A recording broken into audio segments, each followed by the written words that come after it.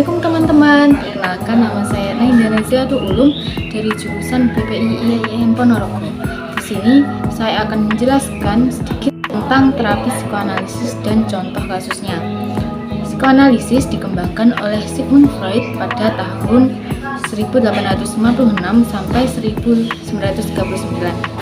Beliau ini juga dikenal sebagai bapak konseling karena pertama kali yang mencetuskan teori-teori konseling. Freud mengatakan perkembangan manusia sangat ditentukan saat 5 tahun awal pertumbuhan. Artinya, kepribadian anak itu dipengaruhi oleh pengalaman saat usia 5 tahun pertama.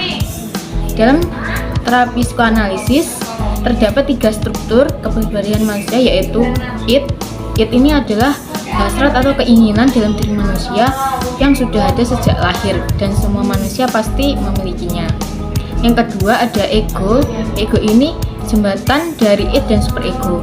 Jadi dia itu menimbang-nimbang harus banyak id atau superego. Dia berpatokan pada prioritas dan juga waktu melakukan. Yang ketiga ada superego. Superego ini berpatokan pada norma agama, norma sosial, peraturan di lingkungan, dan aturan-aturan yang ketika kita tidak melakukannya kita merasa terhukum. Biasanya superego ini bertentangan dengan id, dan superego ini menolak jika id itu bertentangan dengan norma. Dalam psikoanalisis juga terdapat teknik terapi. Yang pertama ada asosiasi bebas, ada interpretasi, ada analisis mimpi, analisis referensi, dan analisis transferensi. Di sini saya akan mengambil kasus trauma dengan laki-laki yang menggunakan 2 teknik yang tadi, yaitu asosiasi bebas dan interpretasi. Di sini ada 4 tahap yang digunakan dalam konseling. Yang pertama tahap pembuka, yaitu sebelum melakukan proses konseling, konselor mempersilahkan kepada konseli untuk memilih tempat duduk yang nyaman agar konseli bisa rileks saat melakukan proses konseling.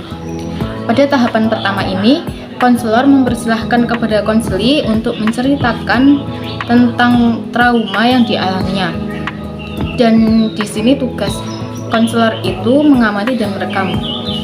Klien diminta untuk menceritakan yang ada di pikirannya dengan bebas, terbuka, dan santai. Tahapan yang kedua yaitu tahapan pengembang transferensi.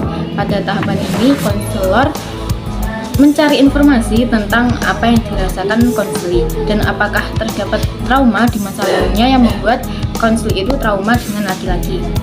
Tahapan yang ketiga yaitu tahapan bekerja dengan transferensi.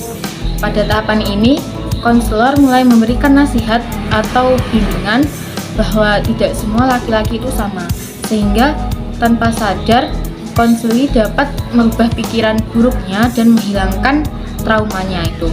Selanjutnya tahapan yang terakhir yaitu tahapan keempat adalah tahapan penutup. Pada tahapan ini, jika konseli dirasa mampu untuk menjalankan nasihat yang telah diberikan konselor, maka konseling bisa dianggap berhasil.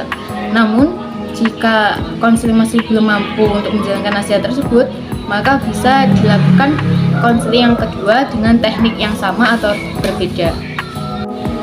Sekian, itu sedikit penjelasan dari saya. Terima kasih telah menonton. Wassalamualaikum warahmatullahi wabarakatuh.